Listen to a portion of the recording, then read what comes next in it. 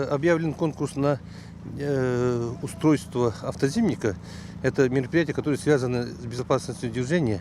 Это расширение полосы движения, это расчистка дороги. И в районе таких сложных участков дороги, там подсыпка участков дороги. Это на 120 миллионов у нас предусмотрен в этом году.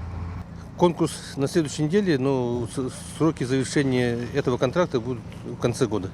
Это в основном получается у нас в Иркутской области и часть на территории Якутии. Участок федерального автозимника, по которому сейчас наше руководство проехало, это район поселка Нэпа, район Верхнечонского месторождения нефтегазового, это район Чандинского месторождения по Якутии. Это начало приведения нормативного состояния участка автозимника. Мы его планируем перевести из третьей категории в первую категорию. Данное мероприятие будет занимать порядка, по нашим расчетам, 3-4 года. Планируется в этом году вот эти 120 миллионов. А содержанием у нас занимается Минское управление автомобильных дорог, компания «Алроса». У них 5-летний контракт, заканчивается в 2018 году.